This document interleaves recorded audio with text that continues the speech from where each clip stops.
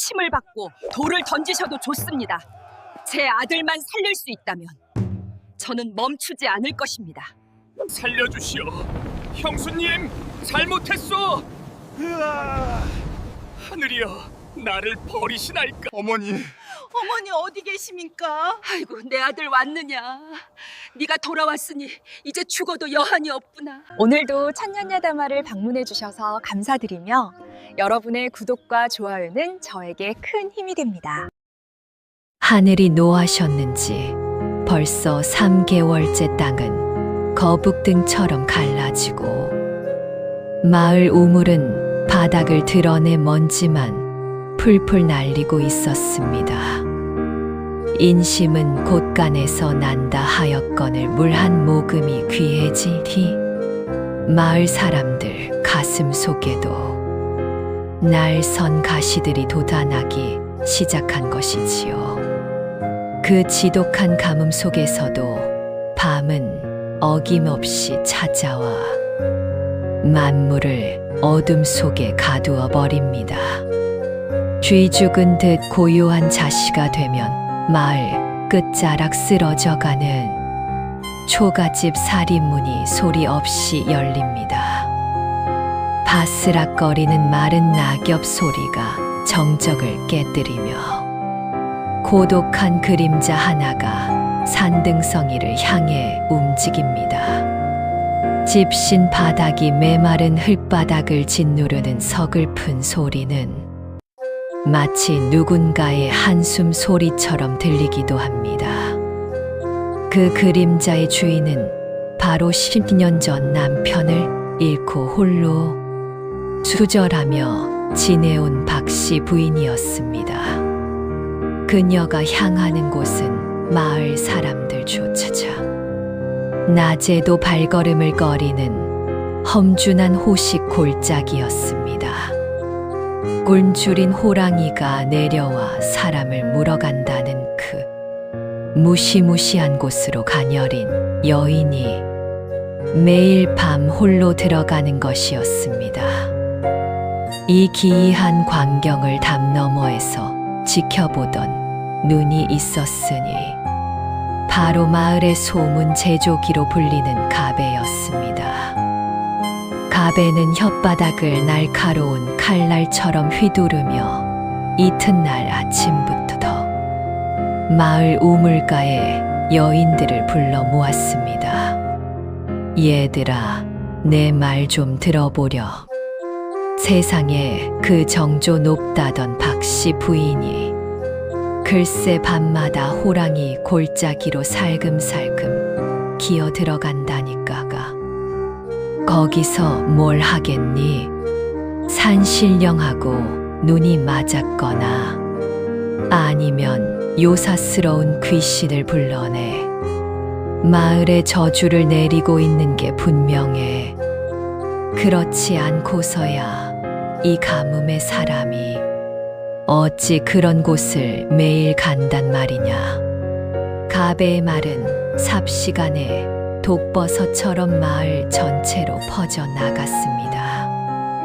굶주림과 갈증에 지친 사람들에게는 누군가 탓할 대상이 필요했던 것이지요. 평소 박씨 부인의 고결한 성품을 시기하던 이들은 이때다 싶어 손가락질을 해댔습니다.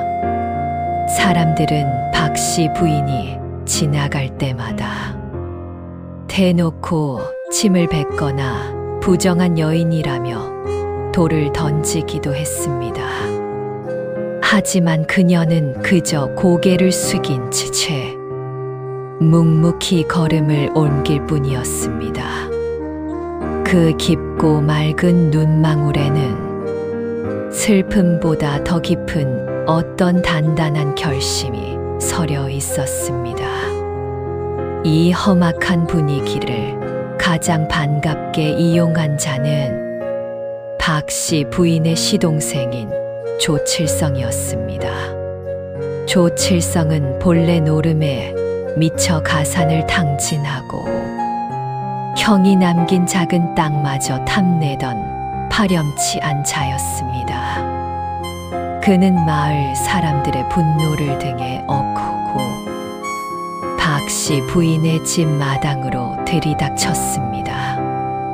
마을 장정들을 대동하고 나타난 조칠성은 마당에 침을 뱉으며 고함을 질러댔습니다.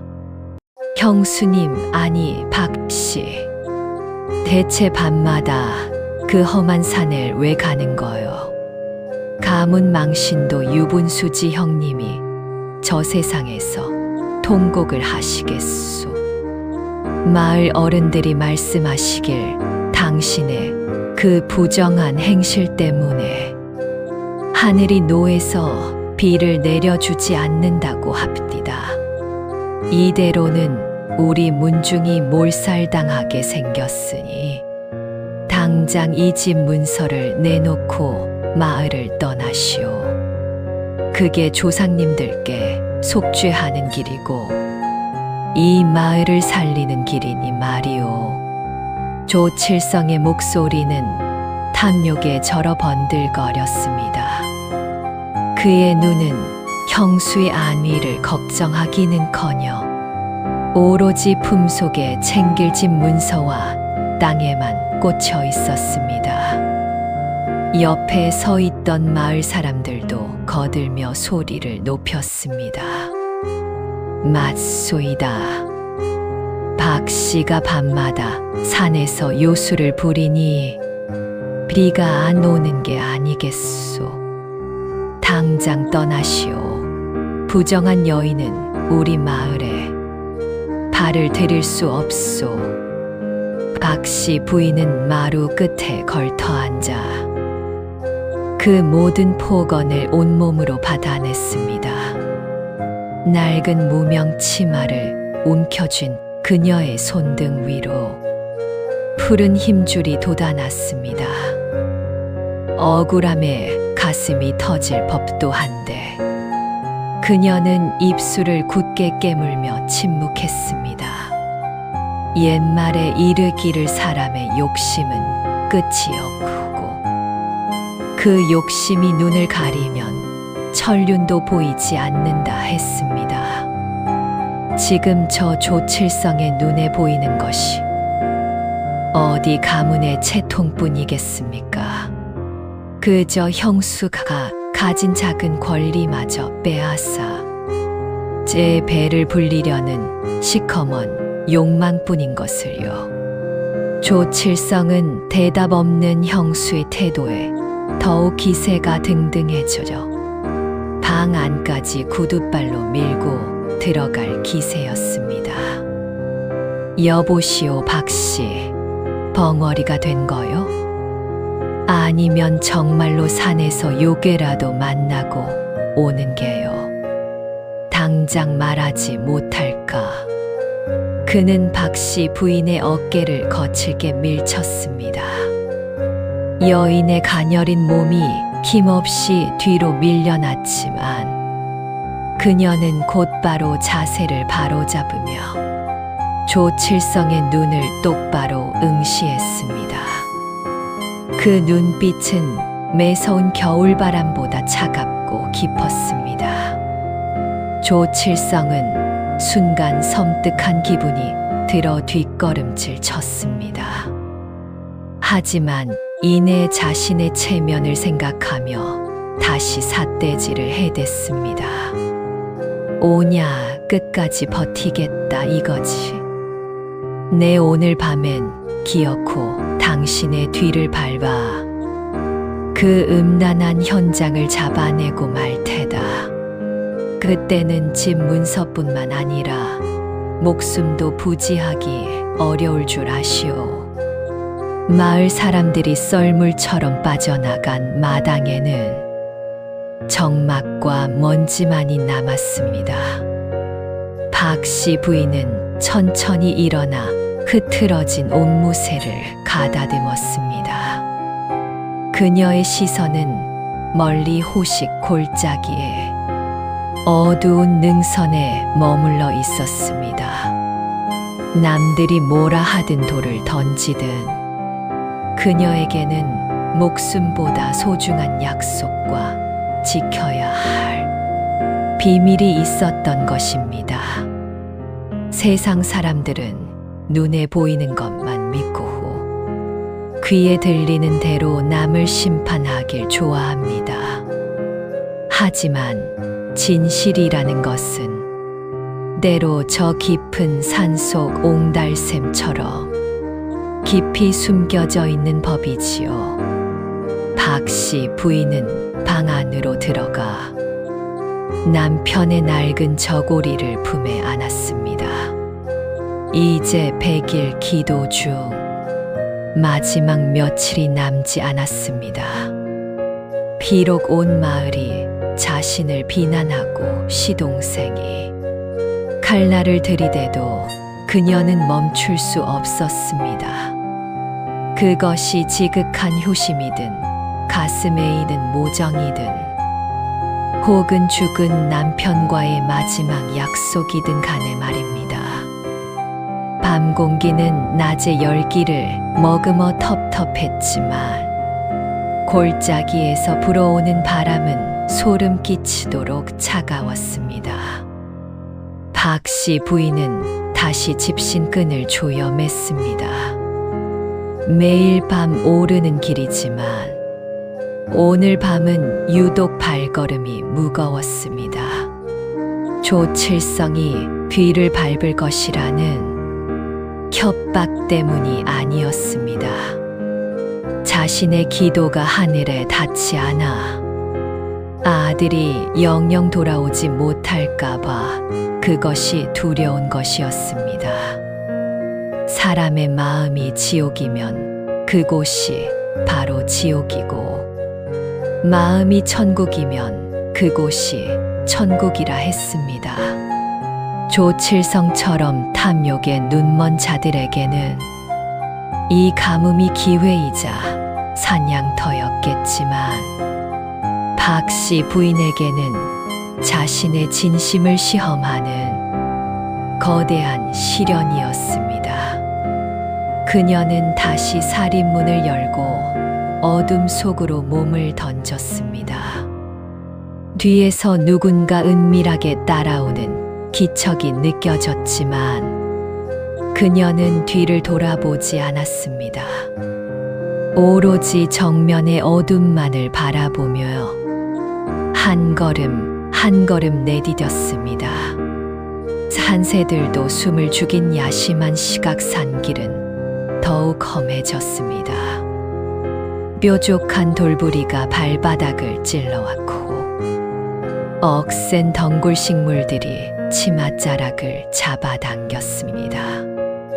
하지만 박씨 부인의 걸음에는 망설임이 없었습니다. 그녀의 머릿속에는 오직 하나, 병들어 쓰러져가는 아들의 얼굴과 마지막 희망인 천년 산삼의 전설만이 가득했습니다.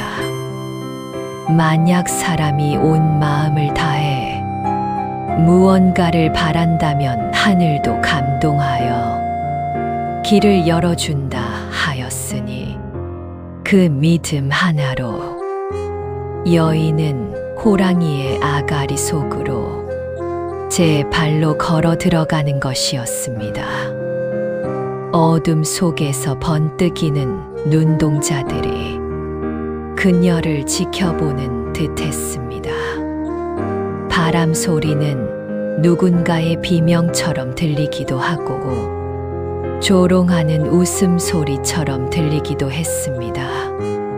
하지만 박씨 부인은 가슴 속에 품은 작은 등불 하나를 의지해 전진했습니다. 그것은 등불이라기보다 차라리 타오르는 염원이라 해야 옳을 것입니다.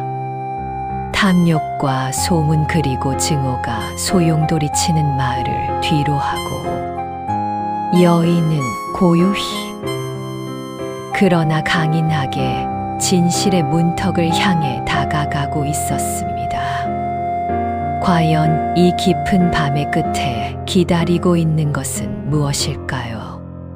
조칠성의 칼날일까요? 아니면 하늘이 내린 기적일까요?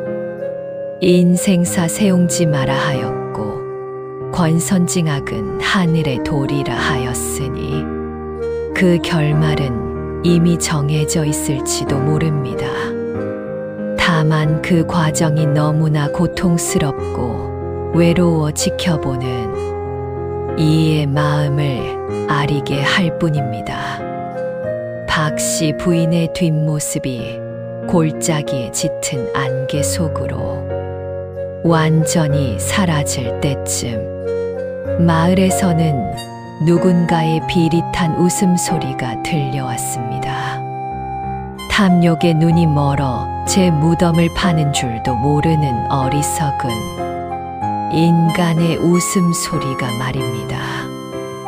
방 안에는 오직 낡은 호롱불만이 가물거리며 벽면에 길게 늘어진 그림자를 흔들고 있었습니다.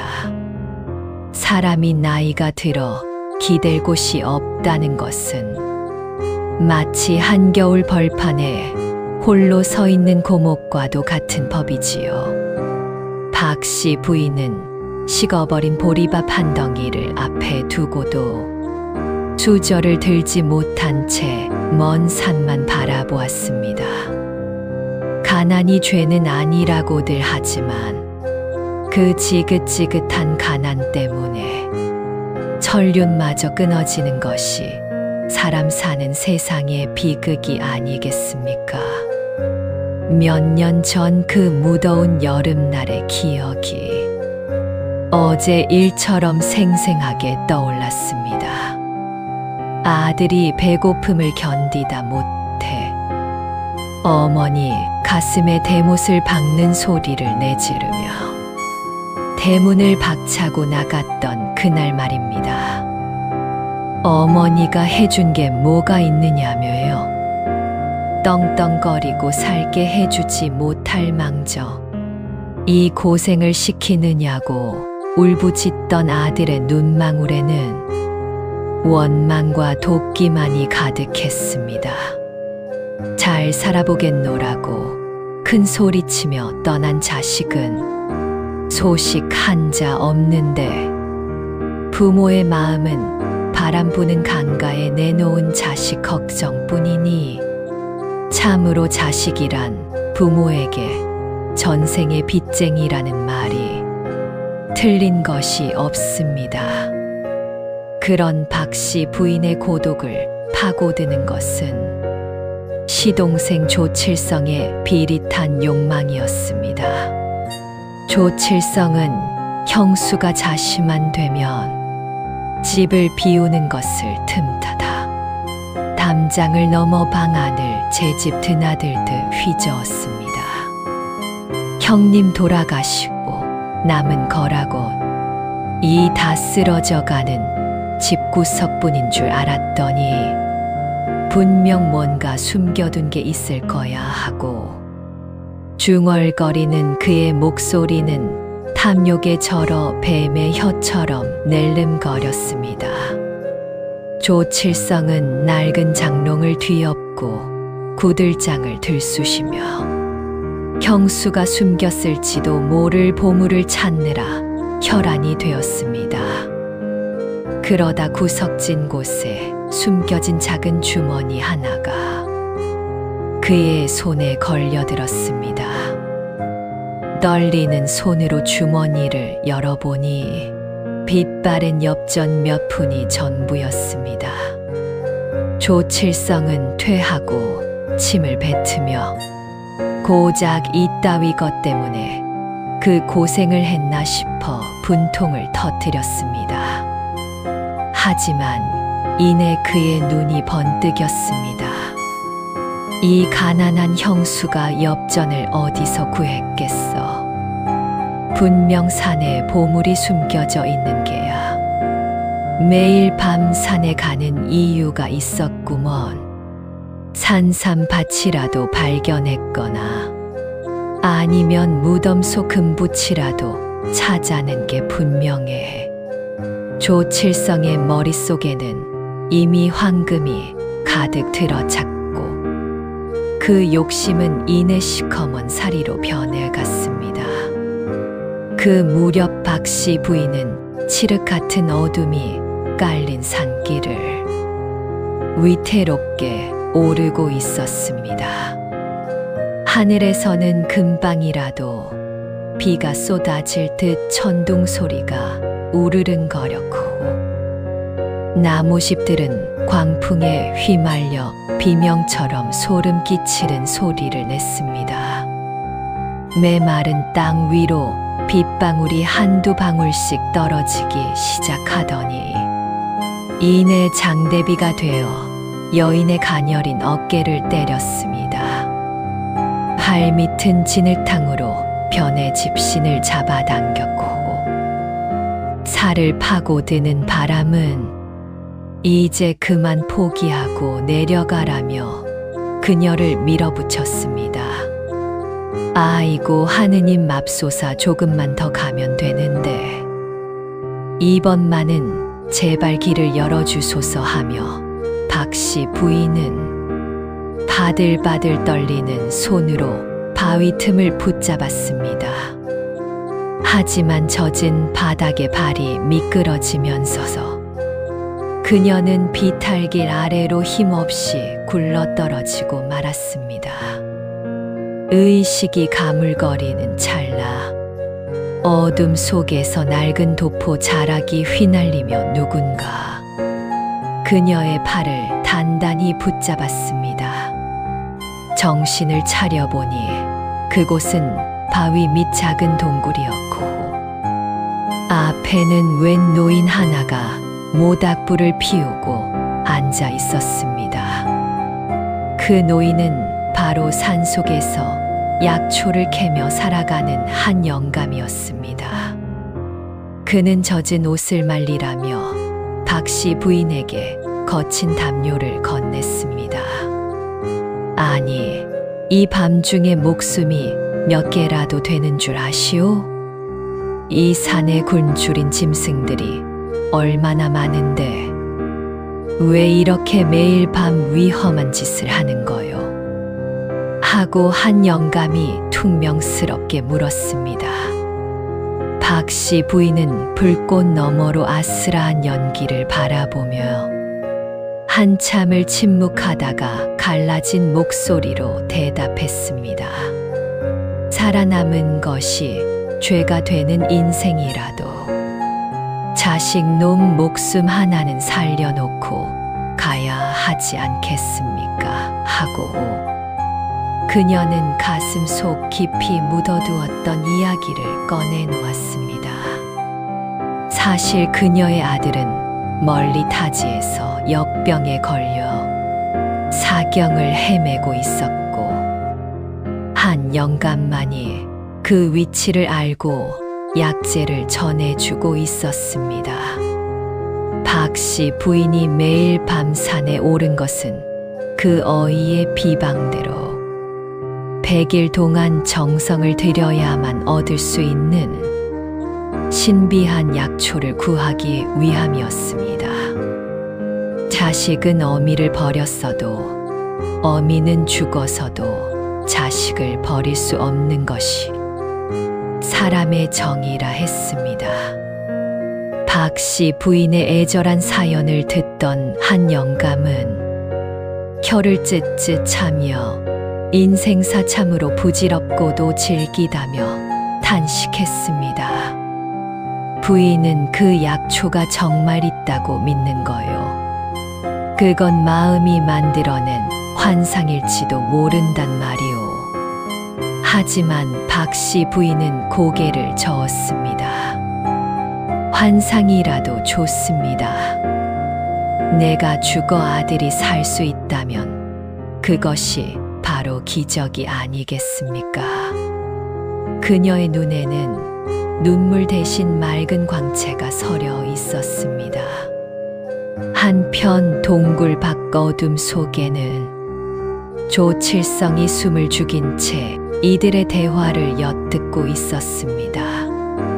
빗소리에 묻혀 잘 들리지는 않았지만 보물이라는 단어와 약초라는 말에 그의 귀가 쫑긋 세워졌습니다.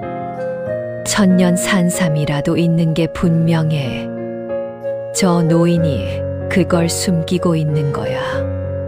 조칠성은 품 안의 칼날을 만지작거리며 입술을 깨물었습니다. 형수도 노인네도 걸림돌일 뿐이지. 저게 내 손에 들어오면 나는 이 지긋지긋한 가난에서 벗어나 정승 부럽지 않게 살 수 있어. 욕망에 눈이 먼 인간은 하늘이 내리는 경고의 천둥 소리조차 듣지 못하는 법입니다. 빗줄기는 더욱 굵어졌고 산의 기운은 점점 더 험악해졌습니다. 조칠성은 박씨 부인이 다시 산길을 나설 때를 기다려요. 그녀를 영원히 잠재울 계획을 세웠습니다.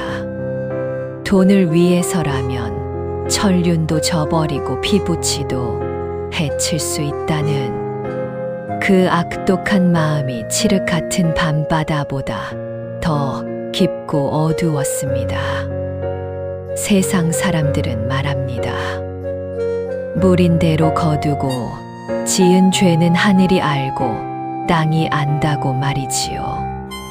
하지만 때로는 악한 자들이 더 떵떵거리고 착한 이들이 눈물 짓는 것이 현실이기도 합니다. 그러나 보십시오. 저 사나운 폭풍우 속에서도 등불을 끄지 않고 걷는 여인의 뒤로 탐욕의 칼날이 다가오고 있습니다. 인생의 지혜를 가진 노인과 자식을 위해 목숨을 건 어미 그리고 그들의 피를 담보로 황금을 꿈꾸는 악인, 이들의 운명은 이제 저 험준한 폭포 너머 절벽 위에서 결정될 것입니다. 과연 하늘은 누구의 편을 들어줄 것인가요? 진심 어린 눈물인가요? 아니면 번득이는 칼날인가요? 어둠이 깊어질수록 새벽이 가까워 온다 하지만 이 가파른 산길의 끝에는 새벽 대신 거대한 심판의 파도가 기다리고 있었습니다. 조칠성은 이제 소리 없이 발걸음을 옮기며 박씨 부인의 뒤로 바짝 다가갔습니다. 차가운 빗물이 칼날을 타고 흘러내리는 그 순간에도 그는 오로지 눈앞의 욕심만을 쫓고 있었습니다. 드디어 운명의 100일째 되는 밤이 밝았습니다. 하늘에는 이지러진 달이 구름 사이를 숨바꼭질하듯 드나들며 대지를 비추었고 산의 정기는 그 어느 때보다 무겁고도 서늘하게 내려앉아 있었습니다. 정성이 지극하면 하늘도 감동한다 하였거늘 그 100번의 밤을 오로지 한 마음으로 견뎌온 박씨. 부인의 발걸음은 이제 천근만근 무거웠으나 눈빛만은 새벽별처럼 형형하게 빛나고 있었습니다. 그녀가 향하는 곳은 사람이 범접할 수 없는 호식 골짜기 깊은 곳 거대한 폭포가 쏟아지는 절벽 아래였습니다.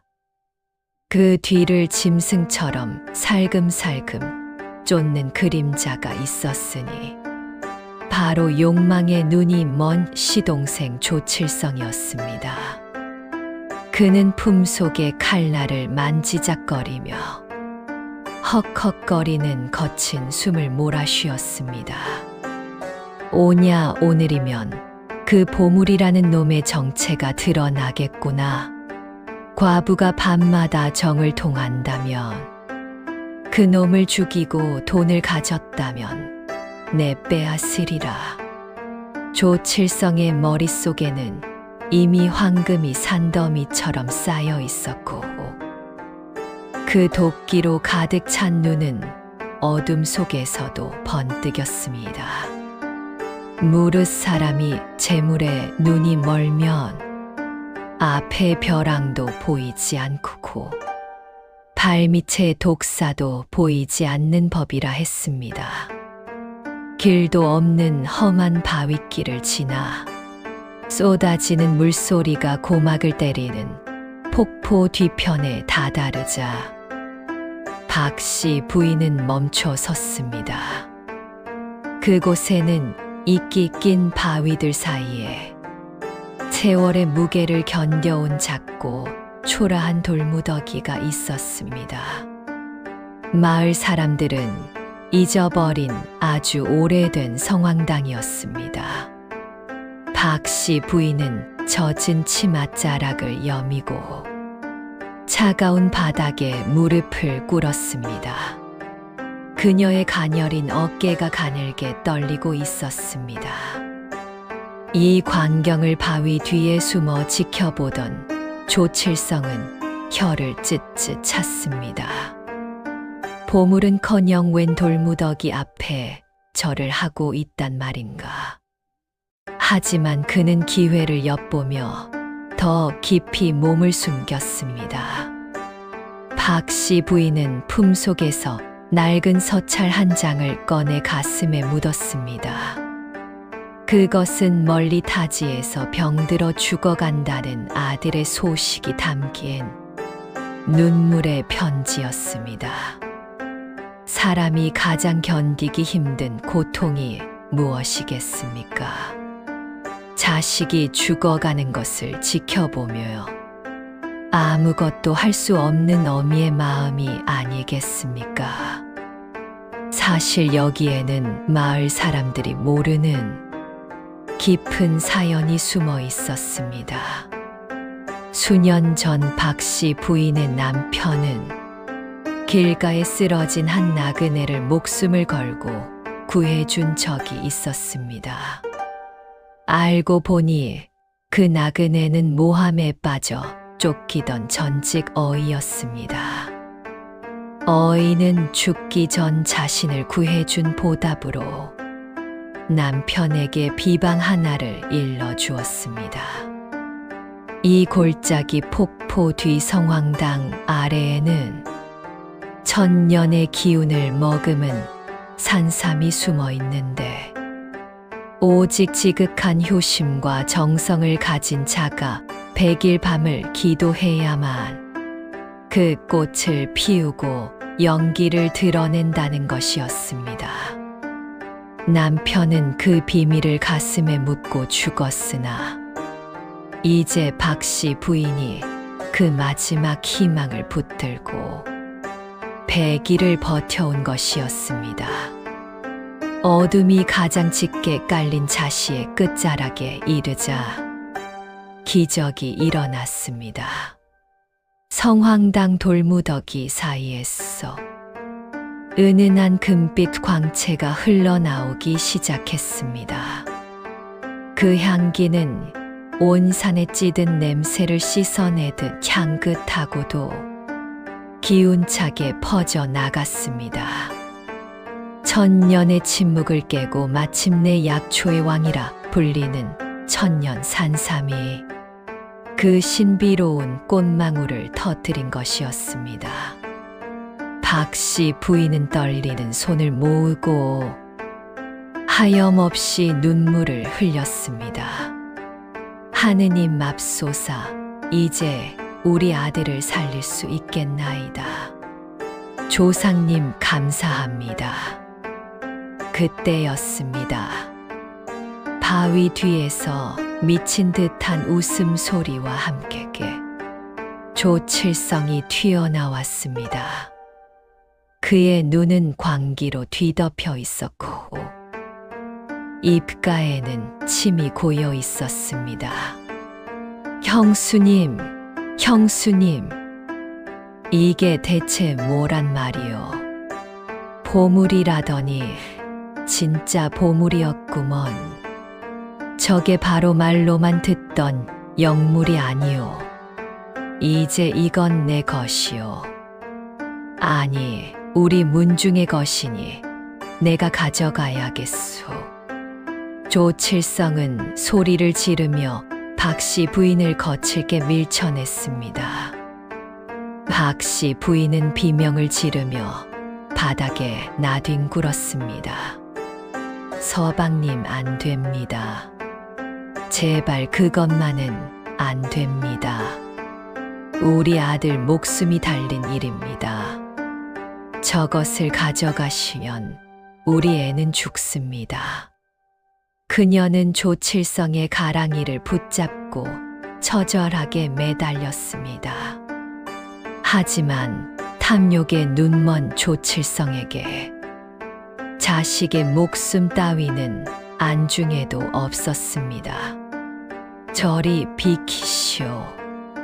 아들이 죽든 말든 이 삶 하나면 평생을 정승처럼 살 수 있는데 그까지 불효자 놈이 무슨 상관이란 말이요.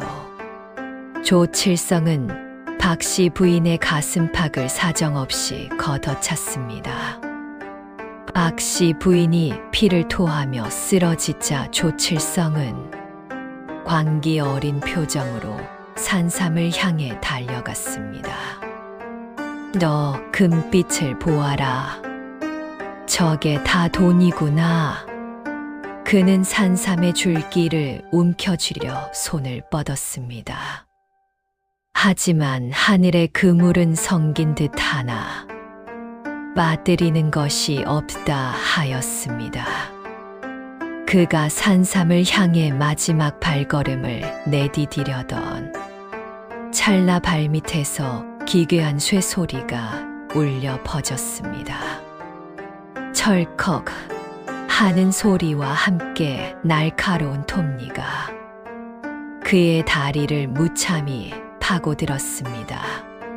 그것은 다름 아닌 조칠성 자신이 며칠 전 박씨 부인을 부정한 여인으로 몰아 죽이거나 혹은 겁을 주어 집 문서를 뺏으려 몰래 설치해 두었던 무거운 무쇠 덫이었습니다. 자신의 악행이 부메랑이 되어 돌아온 것이지요. 으악, 내 다리야. 조칠성은 비명을 지르며 바닥을 뒹굴었습니다. 하지만 고통은 거기서 끝이 아니었습니다. 그가 비틀거리며 덫에서 벗어나려 몸부림치자 이미 장마에 약해져 있던 절벽의 지반이 그의 무게와 요동을 견디지 못하고 무너지기 시작했습니다. 우르릉거리는 천둥 소리와 함께 거대한 바위와 흙더미가 조칠성을 덮쳤습니다. 살려주시오, 형수님. 제발 살려주시오. 조칠성은 절규했으나 이미 늦었습니다. 탐욕이 만든 거대한 무덤 속에 그는 스스로를 가두어 버린 셈이었습니다. 산의 정령이 노한 듯 거센 물줄기가 쏟아졌고 조칠성의 비명은 폭포 소리에 묻혀 영원히 사라져갔습니다. 권선징악의 도리가 이처럼 무겁고도 준엄하게 내려진 것이지요. 한참의 시간이 흐른 뒤 먼지가 가라앉고 정적이 찾아왔습니다. 기적같이 박씨 부인이 넘어진 자리 옆에는 무너진 흙더미 속에서도 금빛 산삼만이 온전하게 그 자태를 유지하고 있었습니다. 박씨 부인은 아픈 가슴을 움켜쥐고 기어갔습니다. 그녀는 떨리는 손으로 정성스럽게 산삼을 캤습니다. 이것은 단순한 약초가 아니었습니다. 한 어미의 눈물이었고 죽은 남편의 의리였으며 하늘이 내린 마지막 잡이었습니다. 밤이 지나고 새벽 안개가 거칠 무렵 박씨 부인은 산을 내려왔습니다. 그녀의 옷은 찢기고 몸은 상처투성이었으나 품 안에 소중히 간직한 산삼의 기운 때문인지 발걸음에는 기운이 넘쳤습니다. 마을 사람들은 조칠성이 사라진 것을 두고 귀신이 잡아갔다느니 보물을 찾아 도망갔다느니 수군거렸지만 박씨 부인은 아무런 말도 하지 않았습니다. 다만 멀리 아들이 있는 곳을 향해 고개를 숙일 뿐이었습니다. 옛 성현이 말씀하시길 남을 해치어 파놓은 구덩이에 자신이 먼저 빠진다 하였습니다. 조칠성의 비참한 최후는 인간의 욕심이 부르는 참혹한 결말을 보여주는 산증거가 되었습니다. 반면에 박씨 부인의 지극한 정성은 죽어가는 생명을 살리는 빛이 되었습니다. 이제 이 이야기는 우리에게 묻고 있습니다.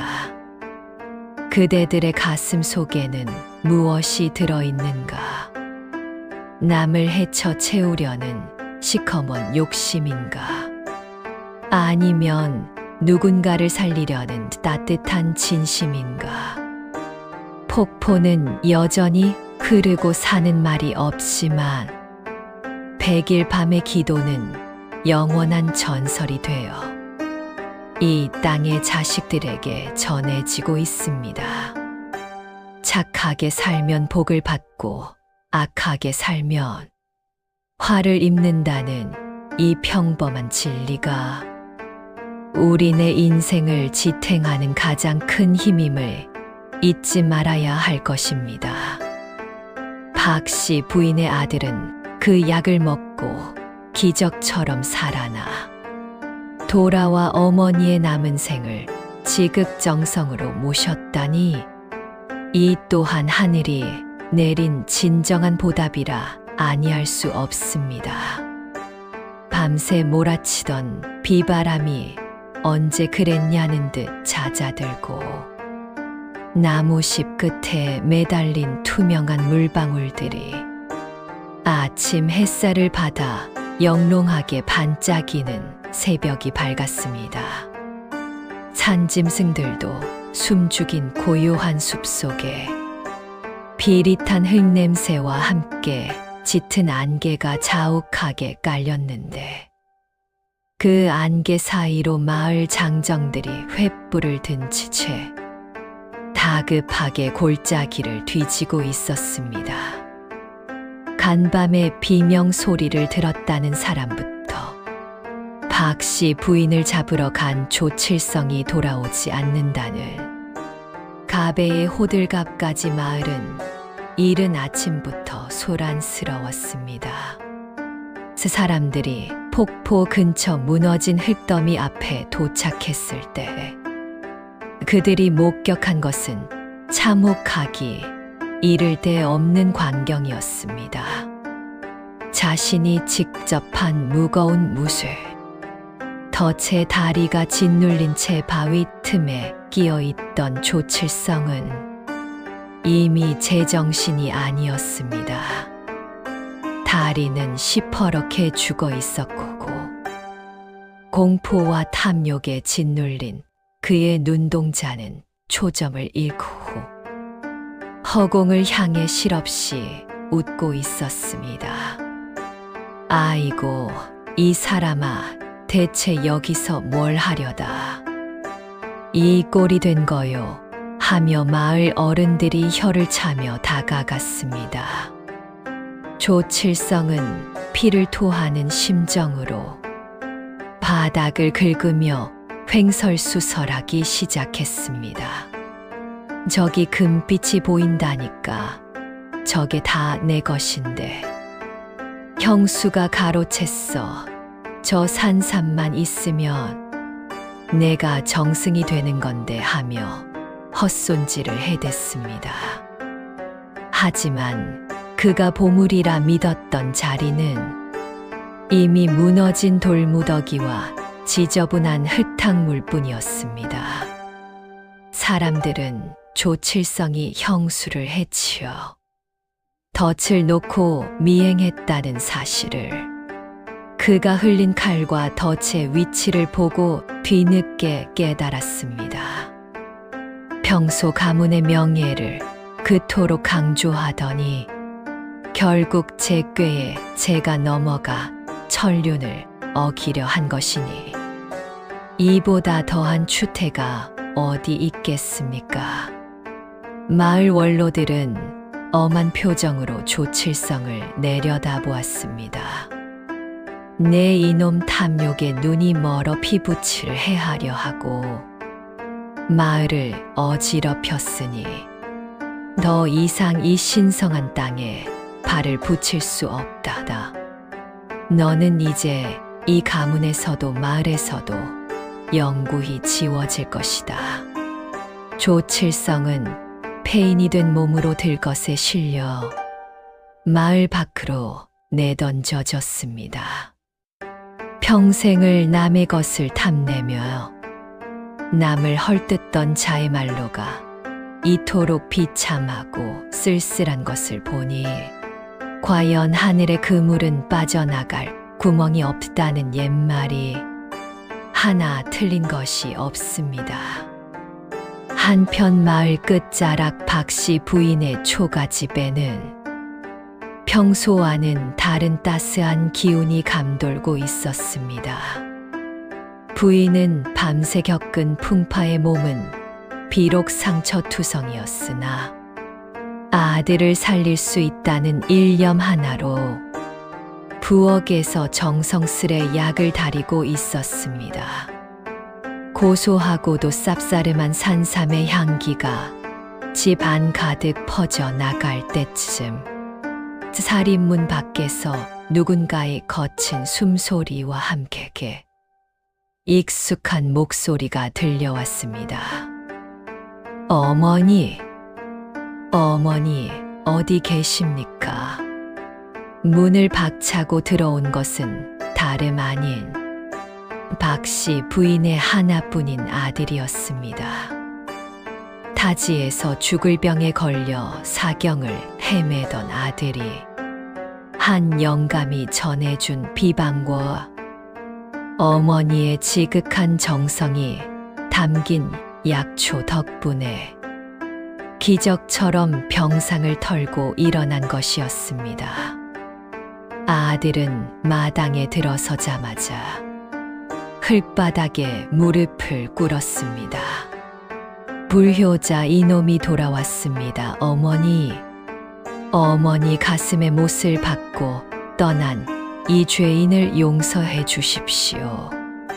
아들은 어머니의 거친 손을 부여잡고 어린아이처럼 소리내어 울었습니다.